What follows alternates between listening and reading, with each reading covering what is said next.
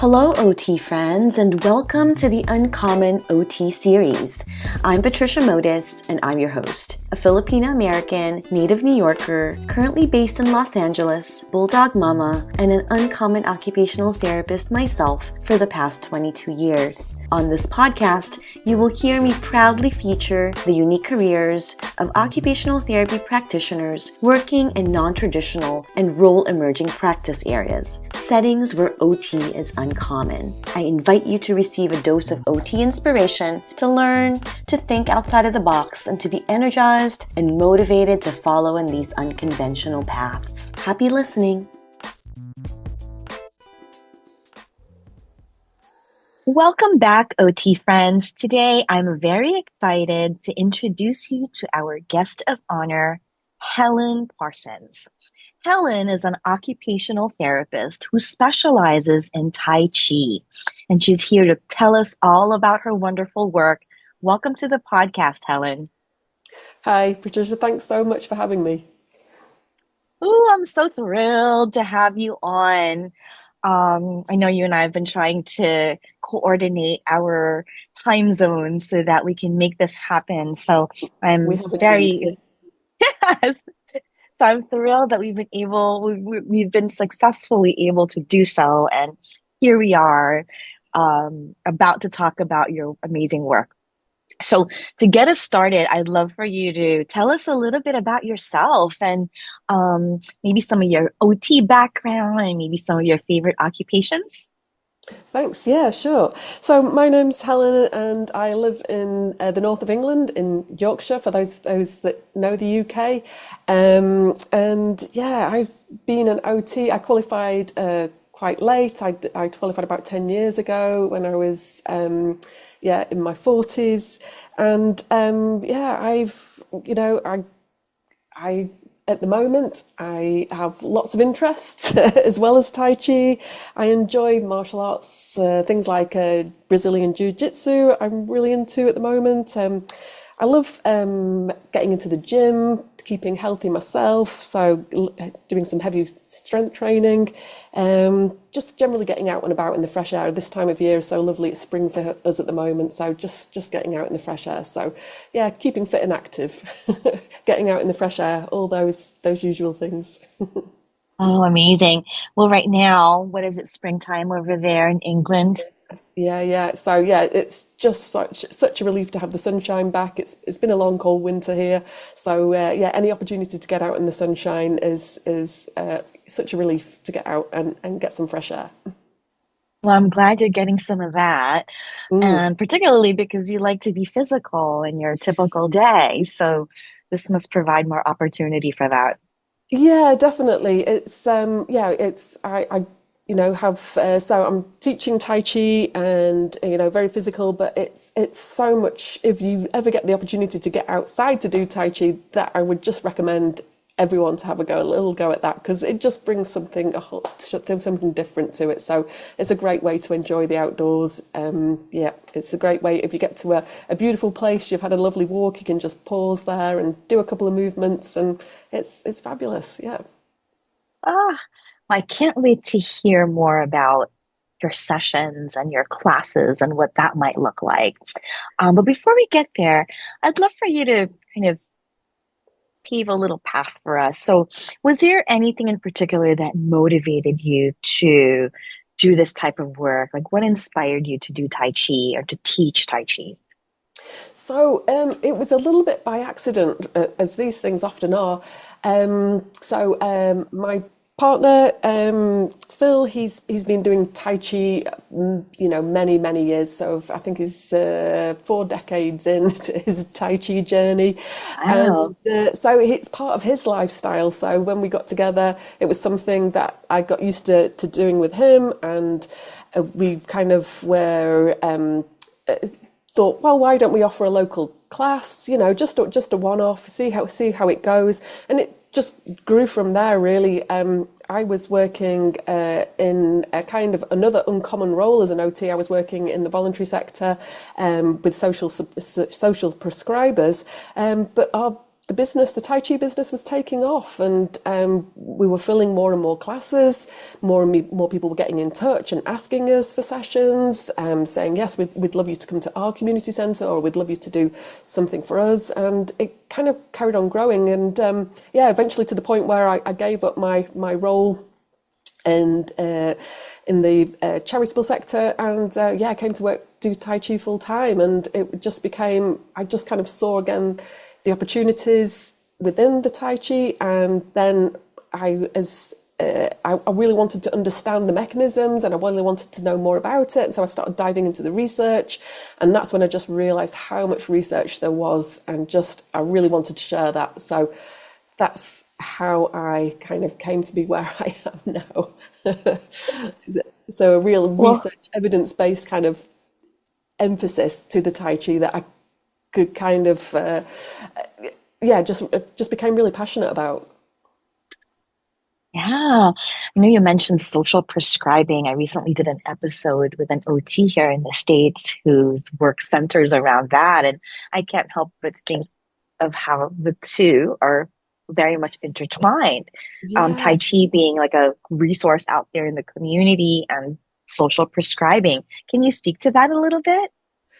Oh yes, it's I mean, Tai Chi is very much a community activity. I think most people will see kind of, if they've seen an image of Tai Chi, they'll have seen an image of a group of people often doing Tai Chi in a park or in a social setting, in a community setting.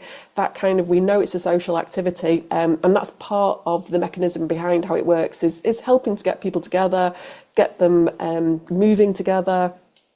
And and I think social prescribing is about that, is about understanding how to find a setting or an activity that helps people feel at home, that helps people feel better in whatever way that means for them. And Tai Chi just fits the bills for so many people. It's a really gentle activity. It's very relaxing. Like you say, it can be done outside. Doesn't need any special equipment. It's super adaptable. So for many folks, it's a real revelation that they can have a go at something like that. If they have long-term health conditions, maybe getting on in years a bit and feeling the wear and tear of life a bit, and think that they can't join in physical activities or new physical activities, and they join Tai Chi and realise there's loads of possibilities still. So for me, that's, the social prescribing is about opening doors, isn't it? It's about giving people opportunities. So I love the idea of opening doors for people with Tai Chi and Oh, I social love that. prescribing together. I absolutely love that. And I guess I couldn't help but think. So here you are doing the Tai Chi. What came first, Tai Chi or OT? So I suppose, I suppose I started off kind of, just doing little bits of Tai Chi here and there. Again, it was just kind of nothing particularly formal in the practice. It would just be something, I did at home, and it kind of gradually built over time as I enjoyed doing it more. So it was probably Tai Chi first, but very small amounts, gradually building over time as I got to enjoy it more and more and felt the benefits from doing it. Just wanted to incorporate it more in my life and then share it with others. So it was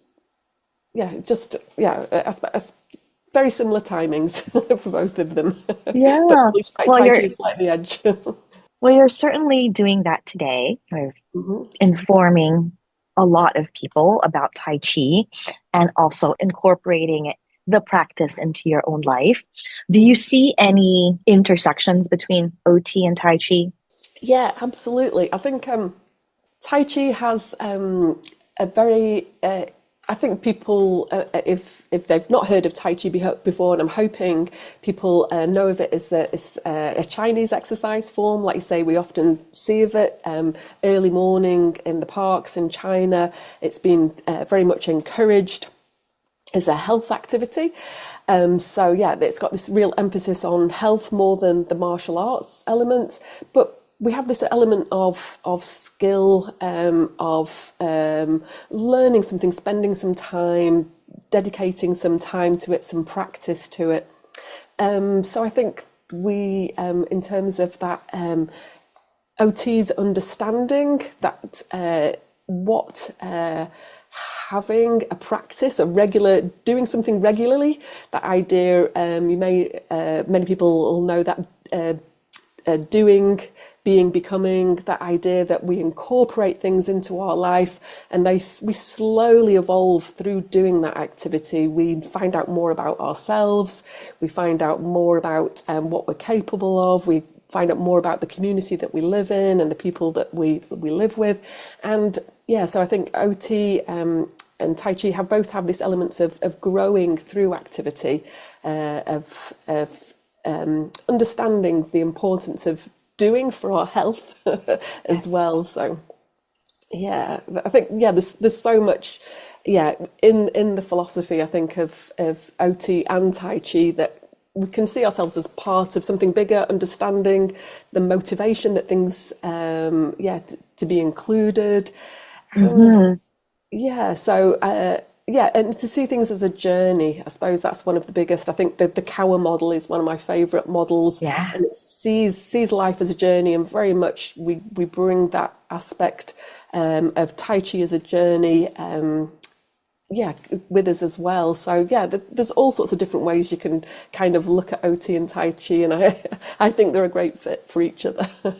Yes, I couldn't help but think of, routine building and habits as you were talking about, incorporating the practice into your everyday and kind of building that into what you already do or into what you would like to be able to do. Yeah, absolutely. It's so adaptable that you can fit it in any part of your day. So it might be that you want to get up in the morning, and that's a good time for you. You like getting out. Maybe you've got a garden and you can step out into the fresh air and do a couple of movements. It doesn't have to be anything grand, but it's just a way of waking up, of greeting the day. Or it might be a little bit of a movement break during the day. I think exercise snacking is starting to become a term that's used more, and people can see the value of getting up and moving. If they've been sat at their desk or sat in a car, just to step out for, step up, stand up, I should say, for a couple of moments and do a couple of movements, or even seated, just that ability to move with intention and awareness, with mindfulness for a couple of moments can really help reduce stress during the day. And we do it at the end of the day. Maybe, we need to wind down. We've had a busy day rushing around, and Tai Chi, we can build that into our routine to know that, okay, I know Tai Chi helps my mind relax, helps me reconfigure in a way, helps me slow down. So I'm going to build Hmm. that into my routine at the end of the day, because that can help me sleep a little bit if I can kind of just slow down as I've come through the door at the end of a busy day. And maybe, again, I'm just going to build in a few moments just to slow down, literally, mentally and physically. People may be aware, if they've watched Tai Chi, how slow it is, and Yeah. that's physical slowing down, and can really help us mentally slow down a little as well. So it can be a great thing to do Yes. at the end of the day or before bed even. I've mentioned to you that we have a tea and Tai Chi group that we offer here at our interim housing facility. And that is one of our biggest pitches is that, here is a space, an opportunity to be able to do this activity together quietly and in this very sort of respectful spot, right? There's this area that's designated for our Tai Chi practice every week from 11:30 to 12:30 on Fridays, and that's where that's what happens during that hour. And I think folks really appreciate that. The setting can be chaotic Yeah. at times, and most times actually, and just really having that designated safe space, an hour to do that activity and only that activity. think people really value. Yeah, absolutely. I think the one thing I've noticed for people of all different ages is how little opportunity there is for rest and relaxation. And we know rest is really good for us, and it's something as OTs we often talk about. And how do we get that quality rest? How do we find time for rest and relaxation when we know the body's recuperating? And yeah, so putting that time aside, building it in, and doing something, that really does help with relaxation. So many people tell me, this is the time when I really can switch off, or kind of feel my mind calming down a little bit, stopping the chatter a little bit and just feeling a level of relaxation that you don't really get the same level of relaxation from watching telly or reading a book, which are generally those activities that people say, oh yeah, if I want to relax, I'll put the telly on, I'll watch a film, something like that. But, this, in even a couple of minutes, sometimes we say it's almost like time out of time. It's almost that slowing down makes time expand. So you don't need a huge chunk of time. It's amazing that when you do have a good chunk of time, and you can build it into your week, like you say, you've got an hour that you can put to that, and people know and kind of can know that's coming. It's a kind of place to come to, doesn't it? To know that they can stop and relax there. And I think that's it's important when we don't perhaps do that so well in modern life, I should say. I kind of say, Yes.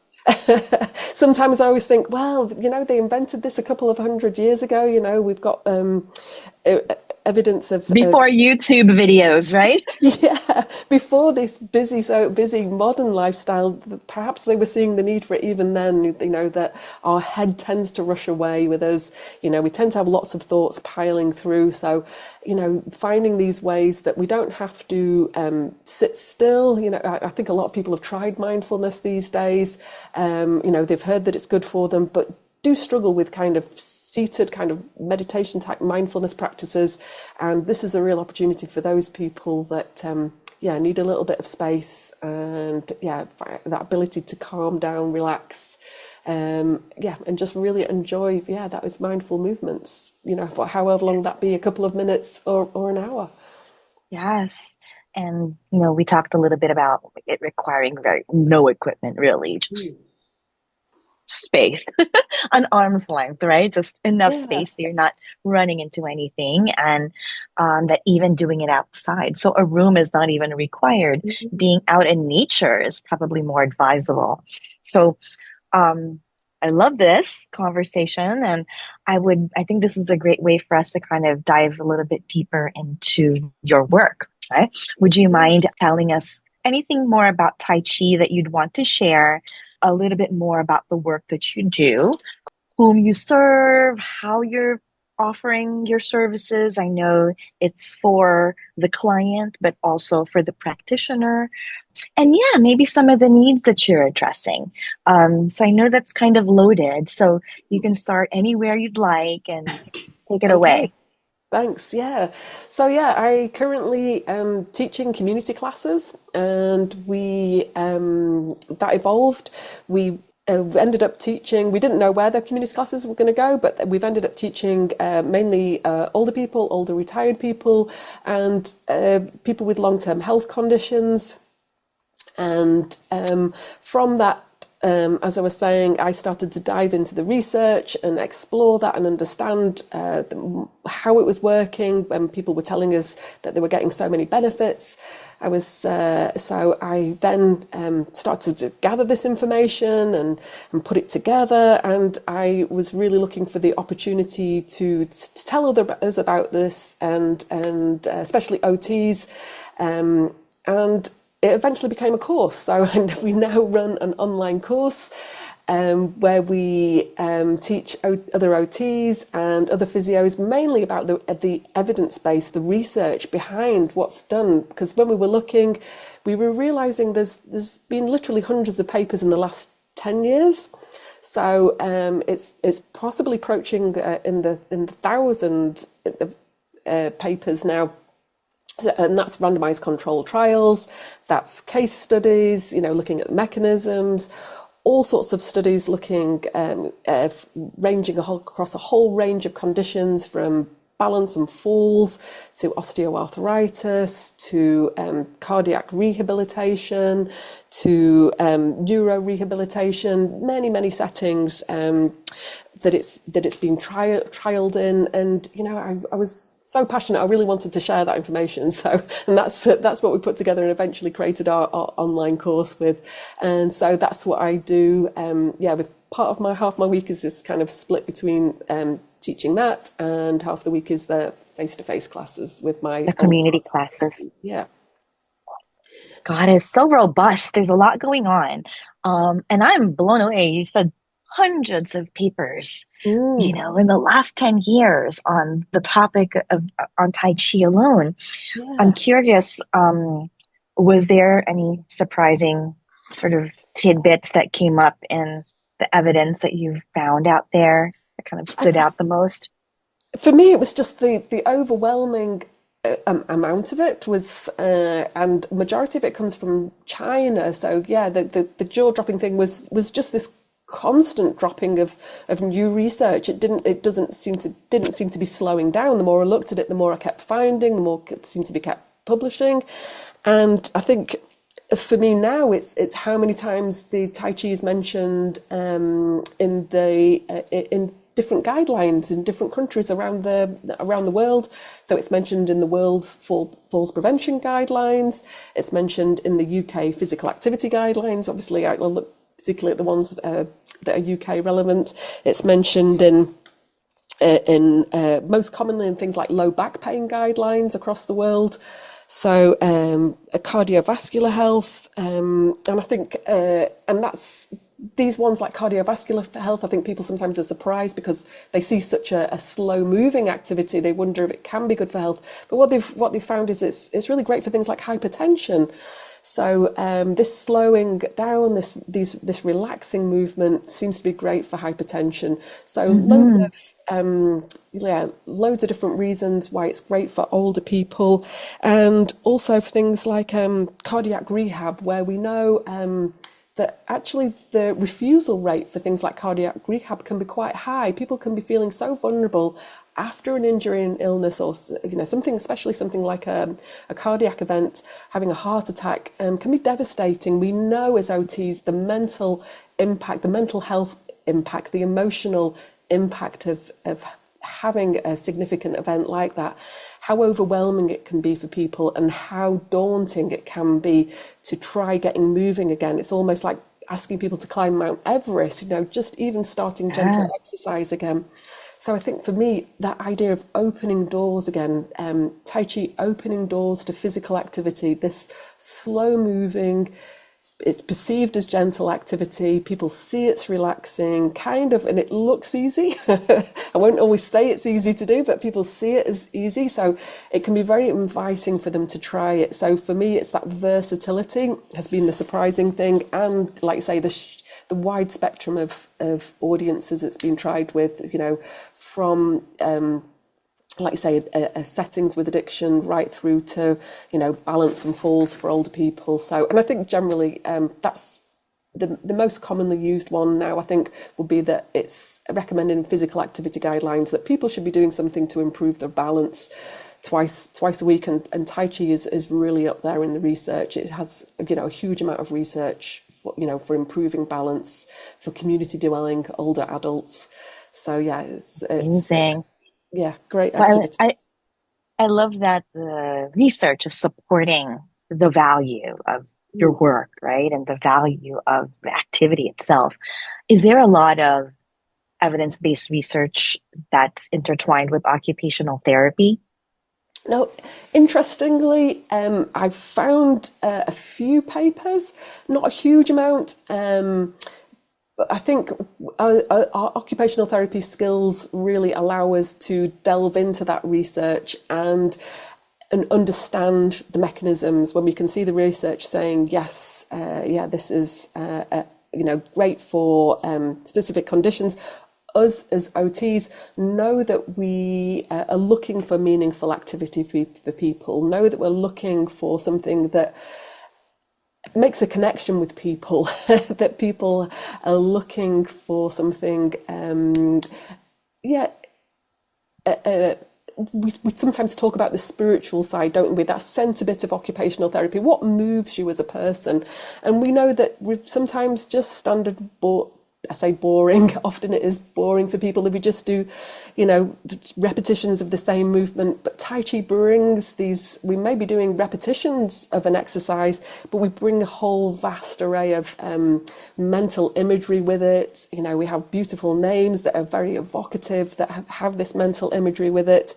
It has this social aspect often if we're running groups. It has this mindfulness aspect. And I think as OTs, we're well versed with mindfulness already. We understand the mechanisms. We understand how it works and how it's applicable to our groups that we're working with. So I think as OTs, we can easily delve into the research and see its utility without having to. Without it having been specifically done in OT settings. Generally, it comes out of research of university settings in China. So a lot of the research is done in China in physical education universities. So they're looking often at very biomechanical aspects and. Yeah, or like say the physiological aspects of what happens, in a cardiovascular system when we ask this group of people, or what happens when we give, patients with chronic post-strokes and symptoms, and we give them this specific Tai Chi exercise. And we've got lots of qualitative studies as well. And I think that's really important, the qualitative aspect of how do people get on with Tai Chi and how do they find it? And that's where Tai Chi for me really stands out, in terms of people really finding something that's enjoyable, that's motivating, because we want people, once they've got moving, to keep moving. And we know that there are many barriers to movement. It can be very easy to stop. And so, Tai Chi just brings the whole package, as it were, to help reassure people getting moving in this slow, calming way, and then keeping them moving, because once they've felt the benefits, they really want to keep that going. Yes, I think that's the impact right there, right? Once you've done it a few times, it's a no-brainer. You feel the benefits, and that's when it clicks for people. Yeah, absolutely. We kind of we use a lot of the research that's applicable as well is exercise. There's so much more research coming through now about exercise, how good it is for our mental health, and it needs to be part of our routine. As you said, it needs to be part of our weekly routine, or possibly our daily routine, getting out for a little walk somewhere, doing some bit of movement. Exercise is so important for our mental health. It's so important for children and young adults in their development. It's so important for older adults to keep moving, to keep independent. So we can use a lot of the research from the exercise field as well in terms of why we should be putting this into our regular routine. So it's a win-win really for in so many ways. Yeah. Well, your programs and your offerings all sound amazing.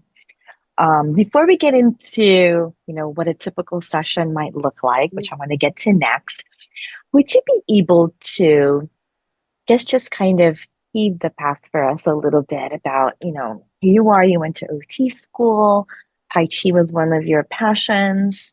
With your partner, this was something that you sort of expanded upon a little bit more. Was there anything that helped you kind of bridge that gap? How did you get from practicing OT to then now incorporating Tai Chi into your own, practice? And then eventually keeping that being your main practice? Yeah. I was really lucky. Like, this was, in lots of ways, I describe this as catching a wave. Again, I like to think of metaphors and analogy about the natural world. Because that's what it felt like. It felt like, it was something that I wanted to incorporate more in my life, and so literally starting a class was as an opportunity for me to practice more. So that's why I think of myself as a student practitioner, practicing, Hmm. leading the sessions yourselves. And that's what I love about Tai Chi is even if you're leading a session, you're getting the benefits as well. Yeah. So opening a class in some ways was selfish. It was a chance for me to do more alongside my partner who had been practicing a long time. And like you say, that just snowballed for us. That just grew and grew and grew. More and more people wanted to come to classes. They were full. We had to open more and more.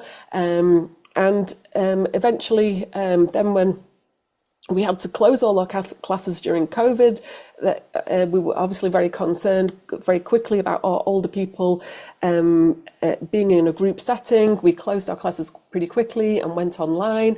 And that was an opportunity for us to rethink and then start thinking about on teaching or sharing what we'd learnt, our experiences, and also sharing the research evidence with other OTs and physios and other allied health professionals, mental health practitioners, people that just wanted, had heard good things about Tai Chi and wanted to know more. So it kind of, out of COVID came the online course, and we had no idea how that was going to go. And again, it's just grown. It's grown, and it's been just fantastic to welcome people onto the course, and then to hear how they've use it with their patients, again, a huge range of settings from palliative care to mental health settings. It's just been, it's just amazing for us to kind of get the feedback and hear how people have just applied it straight away, using their OT skills and adapting it in their setting. Yes.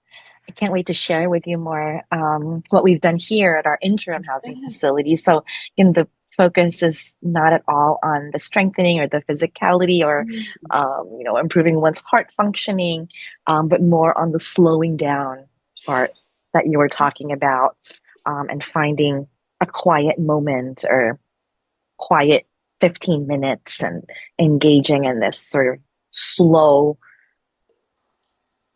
controlled movement.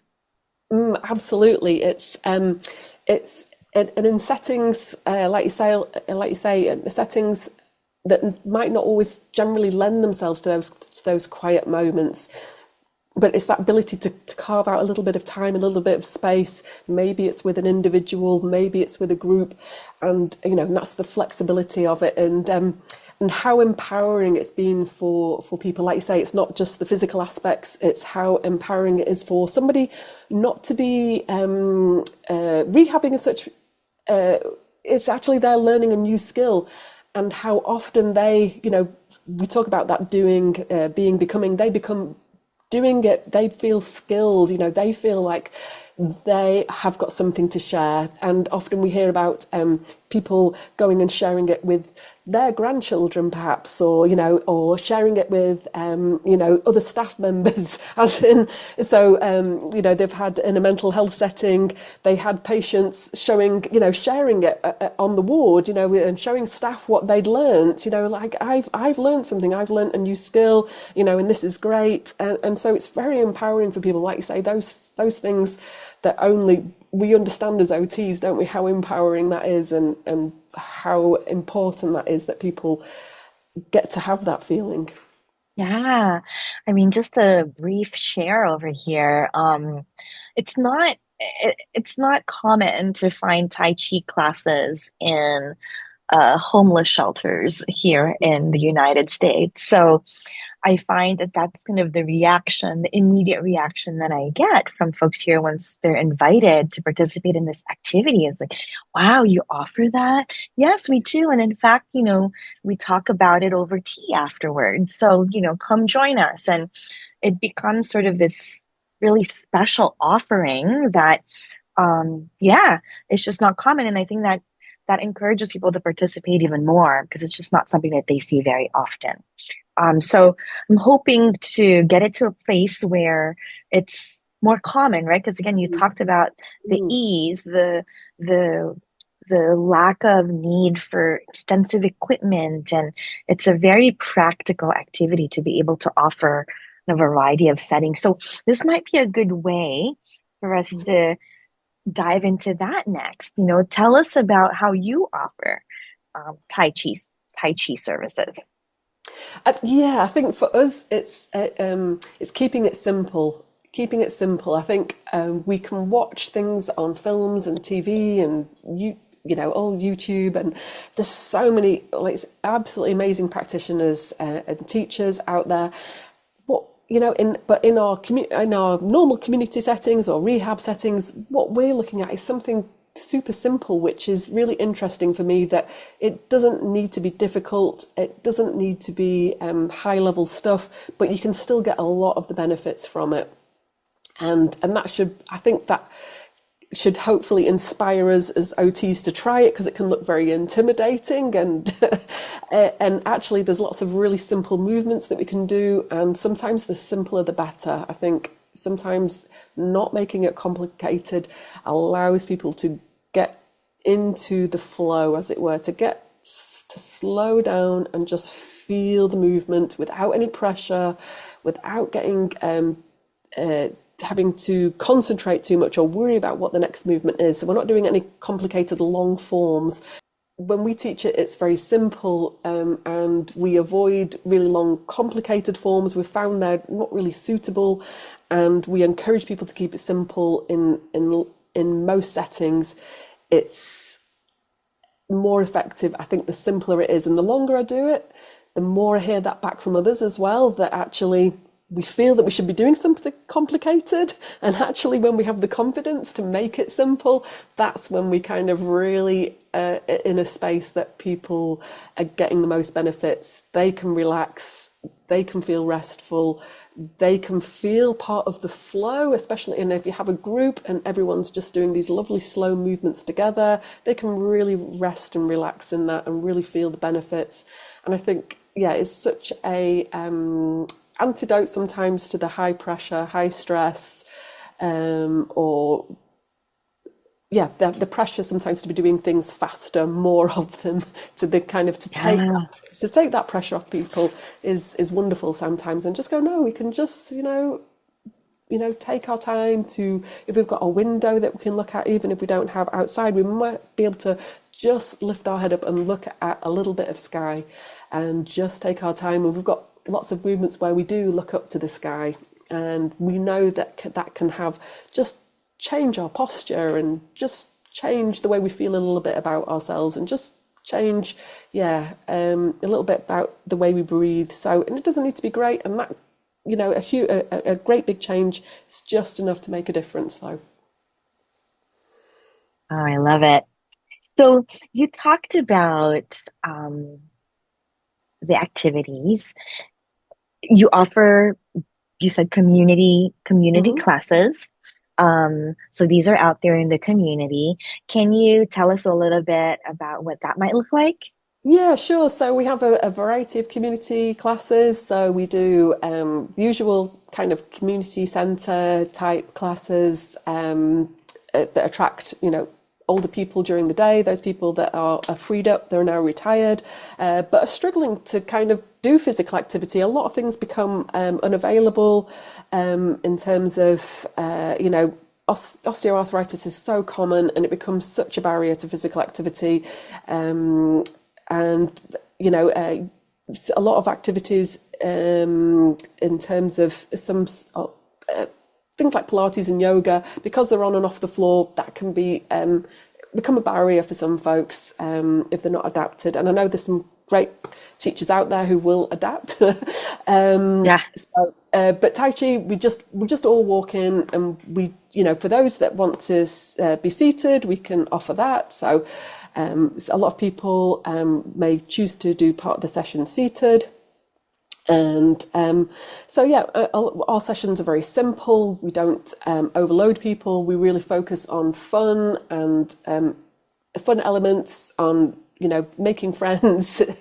So we do a Tai Chi. We have a Tai Chi and tea session as well, Ah, where people get a chance to chat afterwards. We think that that element is, is so important, isn't it? Where people have shared the group feeling, and that social motion, we sometimes call it, that ability to do an activity together to get that feeling of social motion, which is it's a real group experience, and then to carry that on, by sharing thoughts with a cup of tea afterwards.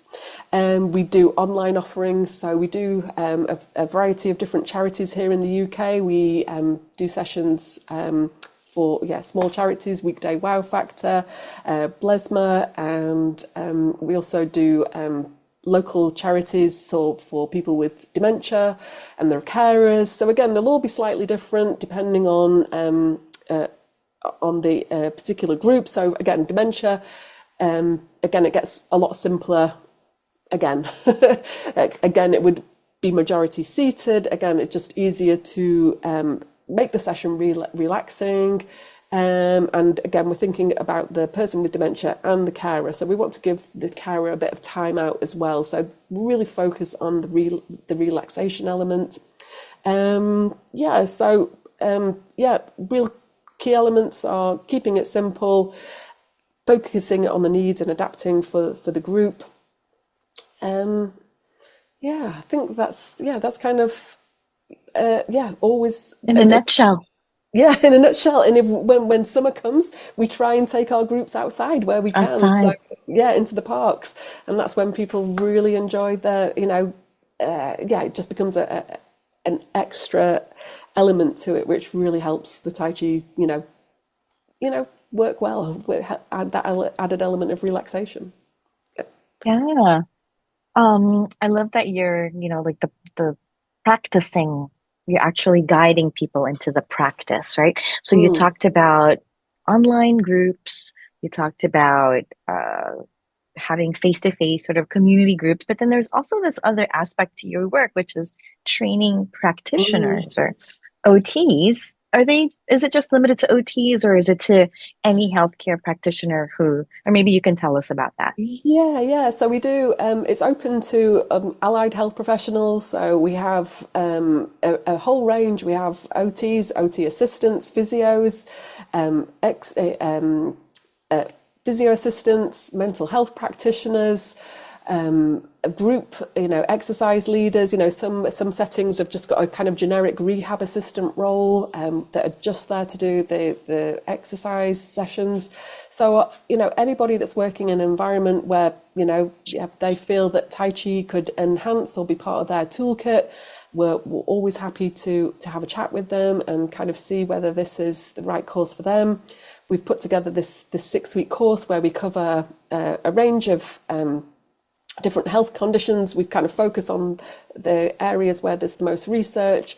We're always updating the research, so I spend a lot of my time checking out new research papers as they land, seeing how it's how the research is evolving, Mm-hmm. and also keeping an eye out on the media and how the media represents Tai Chi. And it's great because the media represents Tai Chi in this way of it always being beneficial and fun and great for folks and great throughout the lifespan. So we have a lot of advertising done for us. And nowadays most people do know what Tai Chi is, have heard about Tai Chi. So we don't need to explain too much. We've also Mm-hmm. got the sister art of Qigong. Now that isn't so well known.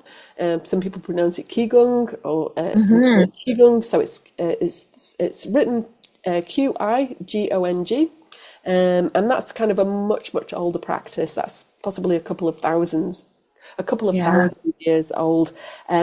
It's less well known, but it was always a health practice, and it's a super simple practice, much easier to remember. And we love looking at the research that's coming out about that, and that seems to be picking up. The research for that seems to be getting more popular, and again, as more people hear about it, more people want to research it. So we're really excited to see how that's developing as well. And again, then sharing that with the allied health professionals.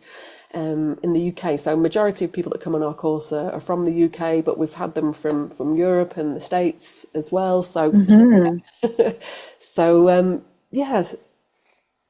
Well, I love that you're offering this training, right? Because Tai Chi is sort of it's rooted in Eastern medicine, correct? And we talked a little bit earlier about training for this, sort of what kind of how does an OT sort of train themselves in this area, right? Or how do you learn more in this area? Would you like to share how you do it? Yeah, so we've kind of delved into the research and we've looked at which are the most commonly used forms within Tai Chi, which ones keep coming up in the research, and which ones are the easier ones of those then to use, because it's got to be easy, isn't it? And again, because we use so many modalities as OTs, couldn't it? It can be anything from handwriting tools to maybe we're baking with somebody, maybe we're crikey, it can be anything. Maybe we're using video games or VR. We could be using a whole different ranges of tools and toolkits. So we know this is just going to be one tool in most people's toolkits, and they don't have hours and hours and hours to practice. They want something that's kind of off the peg quite quickly that they can Hmm. apply. Yeah, we don't have to be an absolute expert in this, as in, like you say, we've got many tools to kind of, or irons in the fire. Previously, back in the day, it used to be basket weaving, didn't it, and pottery and things like that, and woodworking. And now, things have moved, haven't they? Like you say, towards video games and so many other ways of doing it. So yeah, I just think this. So finding Tai Chi movements and, like you say, Qigong movements that are easy to remember, easy to practice, easy to share with their participants or their patients, and making them feel confident with them, kind of giving them the skills of how do we cue them. So we use a lot of lots of external cues in Tai Chi, as in we won't be saying, bend the knee at such a degree, or we're kind of thinking of maybe going under a low roof instead. We're thinking sinking a little bit down, or we might be thinking of lifting our head to look to the sunshine, or maybe growing up from the ground like bamboo.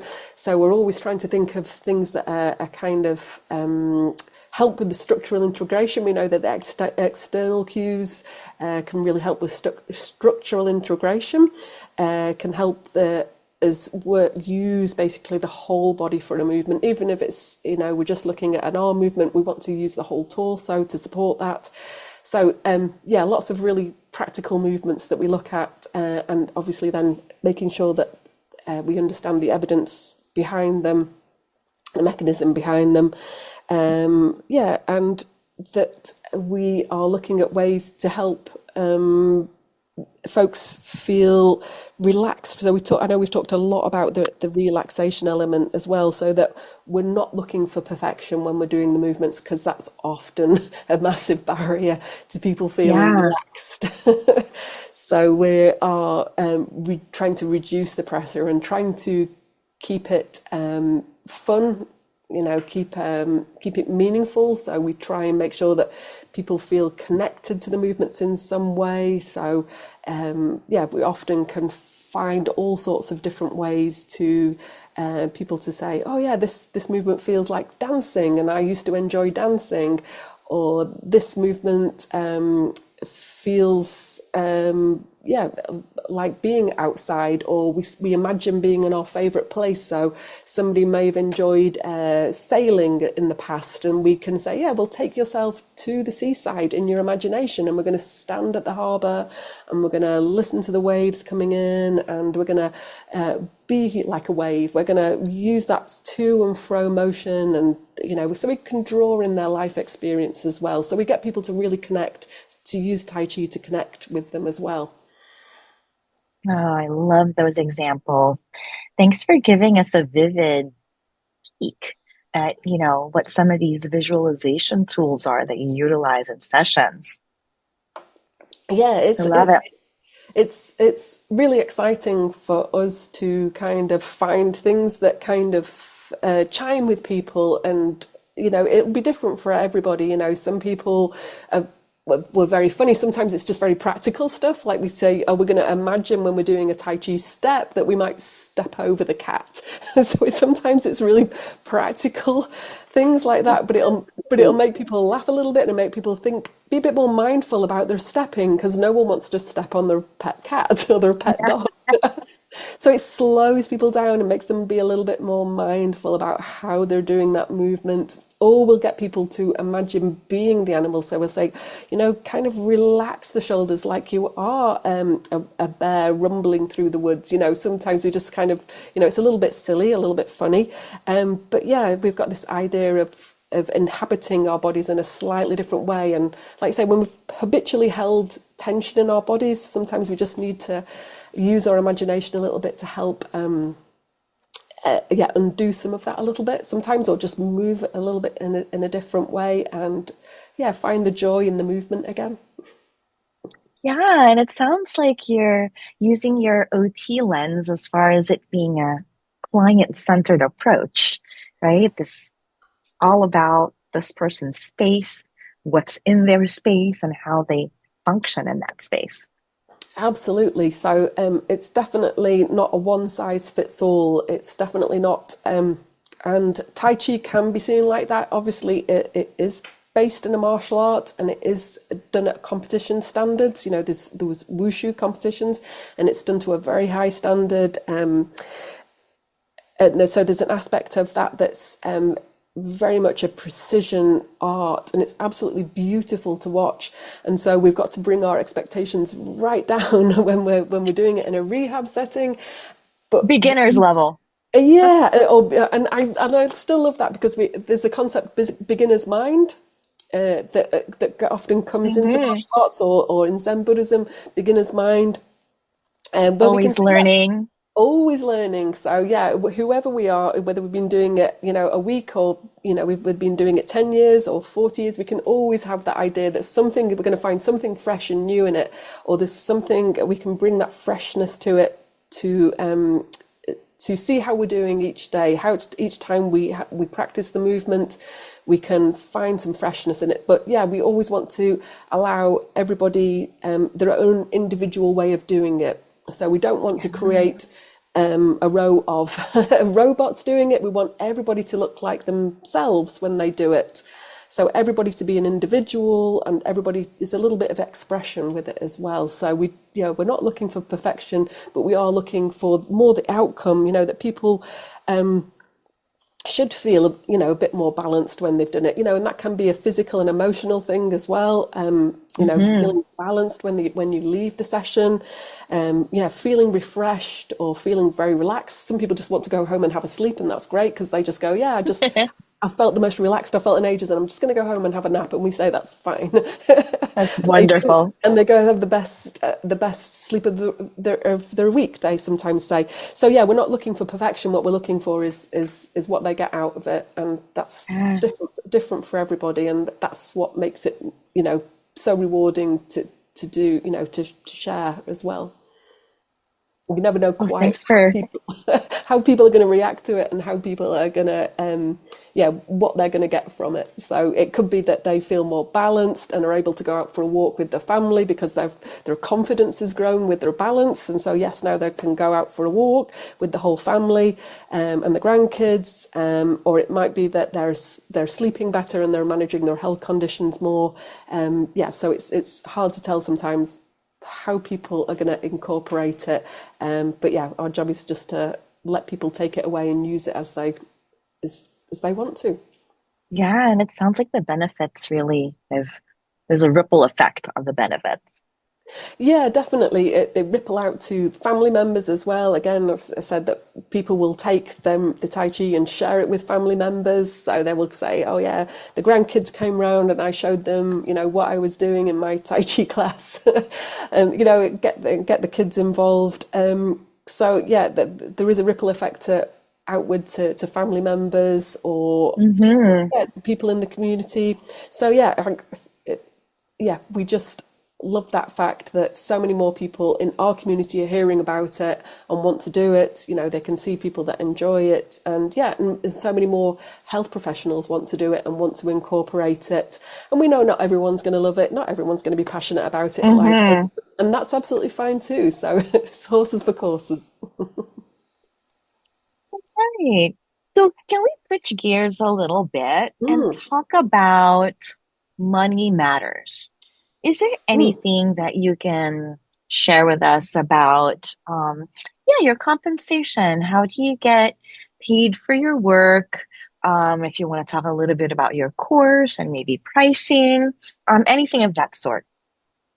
Yeah, it's our community classes. We try and have a range. We've got we try and keep it as affordable as possible. That's it's our standard community classes, but then we have our the classes that we run for charities. That and then that's much more affordable for people. And yeah, so there's a whole range of ways that we can make an income. So, like, people will come and ask us for one-off courses. People will come and ask us for bespoke courses. So the income comes in such a varied and interesting ways as well. We're never quite sure what's around the corner when people come and ask us for bespoke courses. So people can, allied health professionals that join our training, some of those are paid for by themselves as individuals, some of them are paid for by their business or by their employer. So some employers, NHS has some people will have a training budget within that, and so they're able to come to us from that. Um, Cool. yeah, so yeah, we aim to. We know that yeah, a lot of people are paying for their own training though as well, and we're always really mindful of that. And so we want to make it, it's priced as reasonably as we can, and we always want to offer, good value for that. So we're always updating the course. People have lifetime access to the materials. So we know that with the best will in the world, you plan to do a 6-week course and then something else will happen. So we know that that's par for the course. Work can get very busy.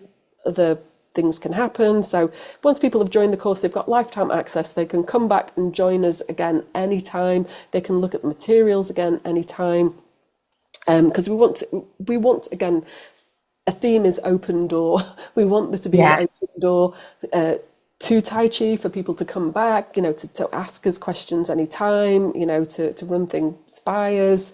They may be working on their own in a setting, and we want to support them as much as, the people that are great, and they just, some people have come to us from settings where Tai Chi has already been happening for years, and they just want to get a kind of the latest research, and they're fine and they're good to go. And other people, this is brand new, no one else is doing it, and they're on their own, and they really need a Yeah. bit more hand holding. So we want to be there for both. So yeah, it's and we want to be. So we've just opened up a new membership scheme. So those people who want to stay with us a bit longer after they've done the 6-week course, we've got like a membership plus, and they can stay with us, and we do more exploration around how to use it, how to adapt, more things about it, emerging research. So in areas such as interoception, which are just exciting areas in themselves, but Hmm. slowing down allows people to notice what's going on in their body. And we just know there's so much potential in that we're only just understanding those areas about things like interoception and how mindfulness taps into that and how this slow movement taps into that. So very exciting areas that are emerging areas that are coming out, so that that we want to share with people who are on this journey of just kind of want to know more, want to know more. Oh, so much. Now, this is excellent. I love that you have this mentorship program and you're offering, the support for those who Mm. are, really interested in honing their skills on this. Do you have, aside from participating or joining your mentorship program, do you have any other career advice for other OT practitioners who are interested in kind of Yeah, Definitely, bringing like, Tai Chi into their practices. yeah, absolutely. I think, like you've mentioned, there's so much great stuff on YouTube. It's just great to get YouTube open, to have a go, try a few different styles and types. There's lots of different types, lots of different movements. Have a little go. Don't be too adventurous. Don't be worried if it looks really complicated. Try and find something simple to start off with, because I think we can overwhelm ourselves and think we should be doing something complicated straight off the bat. Yeah. But just give it a go. See if you like it yourself. See if it, try it a few times. See if it interests you. Try sharing it in your workplace. Like you say, put a video on at work and maybe have a meeting break or maybe try sharing it, with family or friends. See what reactions you get. Because I think this is really interesting that we hear in our courses. People go, oh yeah, I shared it with a family member and it was really interesting. Or I shared it with a colleague and, I found something out. And so I think, that's a great place to start, is just trying little bits that you see on YouTube, exploring it, sharing it with others, have a little go at a movement, stood outside, just see where it takes you. Ah, that's great advice. Can you think of any common myths or misconceptions about Tai Chi or your current role in doing Tai Chi or training folks in Tai Chi? I think what we've found is that it's so adaptable and you can start at any level. I think so. Yeah, I think while there are so many amazing, great teachers out there, I suppose one of the myths would be that we personally have to be amazing and adept at ourselves before we even, try just to, Hmm. have a little go at sharing it with somebody. So I'd say definitely don't be afraid of dipping your toe in. Don't be too overwhelmed by the complexity. Again, I think so. One of the misunderstandings maybe you have to do it at a really high level to see the benefits. And I think, from what our discussion, what we've discussed so far already, we only need to do really simple things to see the benefits. And I think, maybe the other misconception is that it isn't well studied, that there isn't a huge amount of research there looking at Hmm. randomized controlled trials in different health conditions and understanding the practicalities, the mechanisms behind it. I think people maybe misunderstand and think that it's it's a little bit airy fairy. But I think Yeah. so. I think there's a misunderstandings about that a lot of the active ingredients are very stuff that we're already well aware of. The strengthening aspects, the flexibility aspects, the calming aspects, the mindfulness aspects are all things that we're practical things that we're well used to using already. So not to be too worried about it, and just to take a look, put down maybe some of those some of those ideas that you might have about it. Some of those, and you might, as you explore it, you might see that they were misunderstandings or misconceptions about it. It's a great open door to walk through, and you can just have a look.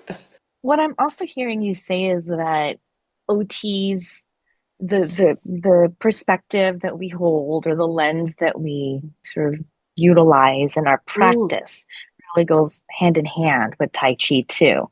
I love that you highlighted a couple of OT skills there that, really come into play with slowing down, mindfulness, and sort of bringing in like the coping strategies or coping skills component, complementing their practice. Yeah, absolutely. I would love to see much more OT specific research, because just like I say, it feels like a great fit. It can be so much of Tai Chi can be a great way to reflect. Tai Chi can be a great way to understand ourselves, when we think about our passions and what's meaningful to us and how we relate to others. Sometimes the OT journey is, yes, can be about reconfiguring that. If we've had a serious injury or illness, people have to reconfigure themselves in their journey. We know the Kawa model is a great way to explore that. Tai Chi can be a great way to explore that, to find out what's possible. And so, yeah, I think OT is a great fit with that kind of broader way of seeing a person, that broader way of understanding how we navigate through life, how we see ourselves on a journey that's constantly changing. So yeah, I think they're a great fit for each other. I agree 100%. Thank you so much again for sharing such great advice. I am sure our listeners would be interested in connecting. And if they wanted to, would it be okay if they reached out to you? And what would be the best way to do so? Yeah, absolutely. The easiest way to find us is through our website, taichifortherapists.com. And so, yeah, they can contact us through that. It's all our details of our course is on there, and our pricing and our dates. So yeah, and they can message us through the website. So yeah, please do reach out and say hello. Whatever questions you've got, we'd love to hear them. Yeah, we'd love to speak to people at at length about, and if people are just interested in martial arts in general, we always love to chat about martial arts and again what they can bring and how OTs can work with those, and yeah, like I say, use all our skills in understanding and adapting activities and goal setting, and yeah, just so much we can work with, yeah, alongside. Well, we will list your website and all of the wonderful resources that you've already mentioned. We'll list that along with our show notes. You also mentioned, and I don't want us to forget to talk about it before we end, talked about a podcast. So would Oh you like yes, to plug that yes. a little bit? Thank you so much. This is quite recent for us. Again, we just wanted a way to capture some of the conversations we were having with allied health professionals that have been on our course. Just because there were some great stories coming out about how they were using it, how they were adapting it, again, how they were embracing it and working in so many different settings. And so, yeah, the podcast is Tai Chi for Therapists. And yeah, we've got a mixture of OTs and physios that have joined us so far. And yeah, we're really hoping you'll come and join us on that so that we can hear about how you're applying it. So, because yeah, we just think it's infinitely versatile. So, and yeah, it's just a great addition to the OT toolbox. Would love to come on and share that. So thank you so much, Helen. I can't even begin. Again, from your amazing advice to those interested in pursuing, or incorporating Tai Chi more into their own practices, for the wealth of knowledge that you've shared, sharing with us how you got to where you are, just your experiences, the examples that you provided, the explanation of how Tai Chi can really benefit an individual. Thank you for taking the time to do that and sharing your expertise with us today. Thank you so much for inviting us. It's been, yeah, just been such a joy to chat and knowing that you're already feeling those benefits with your setting that you work in. It's awesome. It always gets me really, yeah, it just makes me happy to know that it's out there and being used. So thank you for having us. You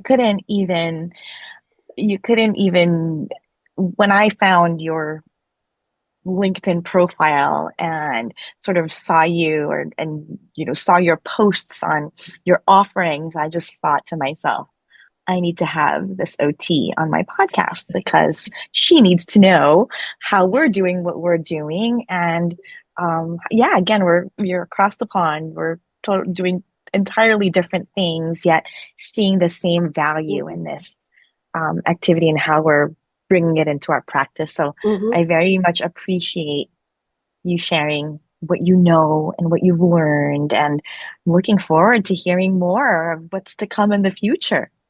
Thank you. Yeah, and I'm looking forward to hearing about how, you carry on Tai Chi in your setting as well, how it expands, it's just amazing that you're able to share it in your setting and they're getting so much benefits.